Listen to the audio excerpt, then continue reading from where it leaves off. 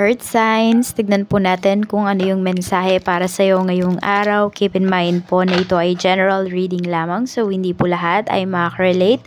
So be open-minded. Sa mga hindi pa po nakasubscribe dito sa ating channel, please subscribe na po kayo. And palike na din po ng ating video. At sa mga nais pong mag-avail, ating private readings ng ating Evil Eye Amulet, ng ating Tiaras Bracelet, makikita nyo po yung link sa description box. Tarot Intentions by Aliana Reyes. Okay, tignan po natin kung ano yung mensahe para sa'yo ngayong araw. Spirit Guide, mensahe po natin. Mensahe natin for Earth signs. Mula ito kay Archangel Michael. So we have asked Archangel Michael to help you with this situation. Ano kaya tong sitwasyon ninyo? Pero sinasabi dito is, ito, ganito daw yung gawin nyo, oh. Sabi, tinuturoan kayo dito eh. Archangel Michael, thank you for assisting me with kung ano man daw yung sitwasyon ninyo. Please help me be filled with faith and peace at all times. Ayan yung sinasabi sa inyo dito. So, you pray. Yan po yung dasalin ninyo. Ayan. Describe nyo daw yung sitwasyon nyo. Ano ba yung pinagdadaanan ninyo ngayon? Yan. Kung naniniwala kayo. Pero kung di naman, let go nyo lang. I mean, kay Archangel Michael, kung di kayo naniniwala, then let go the energy. Tingnan natin ano pa yung mensahe. Ano ba yung mga pwedeng maganap sa life mo ngayon? Ano ba yung mga pwedeng maganap sa life ni Earth signs ngayon? Spirit Guide, tignan po natin. Okay, ano ba yung mga pwedeng maganap? Meron tayo ditong King of Cups. So, pwedeng may speech po kayo dito. Actually, marami ding mga tao na nakatingin sa'yo. Mga tao din na nakikinig sa'yo at the same time. Ayan, baka magsisermon yung iba sa inyo ngayon. We have the Lovers. Okay, pwedeng may magpo-propose dito ngayon, oh. We have Four of Swords. Siya na talaga yung gusto mong makasama. Buo na talaga yung loob mo.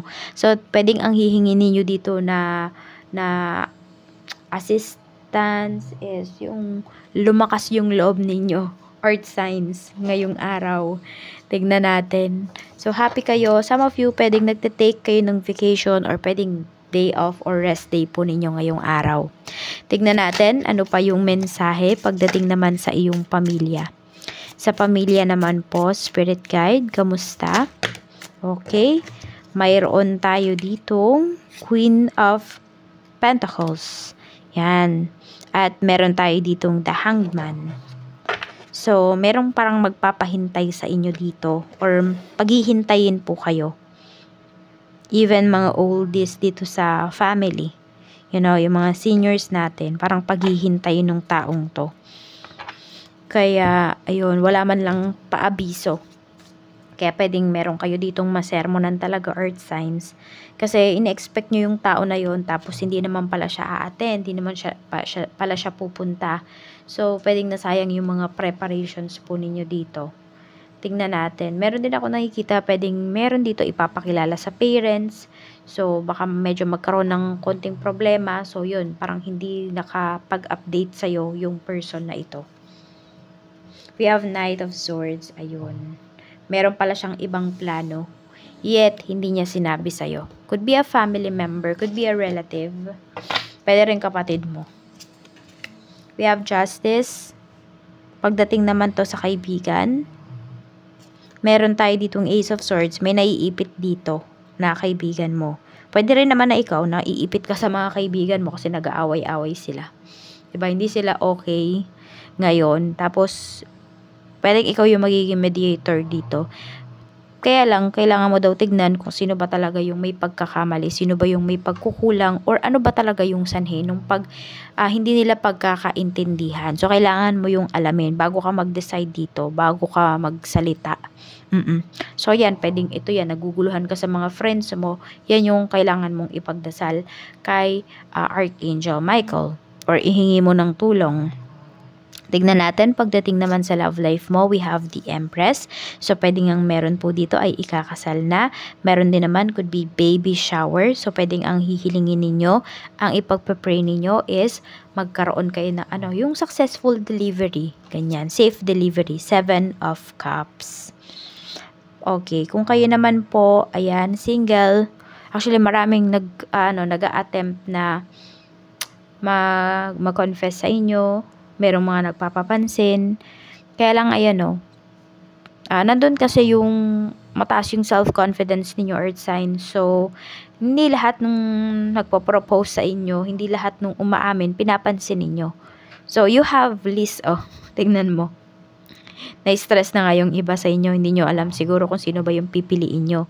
Parang ayaw mo naman silang i-entertain lahat kasi baka masabihan ka naman na, babaero, lalakero, yung tipong ganyan. Oo. Kaya yung iba sa inyo, meron din kayong mga nire-reject talaga dito. And tignan natin, we have 5 of Pentacles. So, hindi mo type yung mga tao na umaaligid-aligid sa'yo. Kaya pwedeng meron kang nire-reject dito.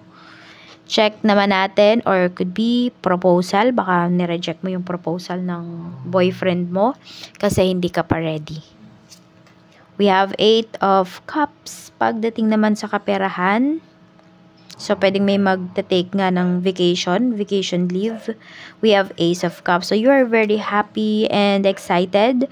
Medyo may gastos ka lang pero kaya naman. Okay? Pasok naman siya sa budget mo. Earth signs. Tignan natin. Okay naman po yung iyong kaperahan. Hindi ko siya nakikita na ang bilis ng pasok ng pera sa'yo, but stable naman po yung iyong kaperahan. Ayun nga, yung iba sa inyo, Earth signs, ay nakakapag-day off pa kayo. Ibig sabihin, alam mo yun, yung iba, di ba, parang ayaw na nilang mag-day off, ayaw na nilang mag-rest day kasi sayang yung kikitain. Pero ikaw dito, lang sa'yo, smooth lang yan, hindi ka kinakabahan na, or hindi ka nag-iisip na, dapat ba akong mag-rest day, or tuloy-tuloy ko na to, isang buwan, isang taon, 2 taon, walang rest day. So, tignan natin. Pagdating naman po sa trabaho. We have Ace of Pentacles. So, pwedeng may offer sa'yo dito. We have 2 of Cups. O nga, mukhang may in-offer sa'yo dito. Pwedeng bagong trabaho po ito. So, kung naguguluhan ka at meron ka namang current job ngayon, we have the Star. So, pwedeng meron kang current job, pero yung in-offer sa'yo, yung dream job mo. So, naguguluhan yung iba sa inyo kung mag-stay ba kayo. Ayan, ask nyo kay Archangel Michael na i-help kayo dito sa pagde-decide. For some of you naman, tignan mo kung ano ba yung pros and cons ng gagawin mo. So, ibig sabihin, pag-isipan mo talaga siya. Tignan natin pagdating naman sa iyong negosyo. Okay, King of Pentacles. Maganda po yung iyong negosyo. Tignan natin kung ano pa yung iba pang mensahe para sa'yo. Pero maganda yung pinapakita dito pagdating sa iyong business. Check natin, Spirit Guide. Mensahe pa po natin for Earth signs pagdating sa negosyo. Ay, no. Tignan natin kung ano pa yung mensahe sa'yo. Home base.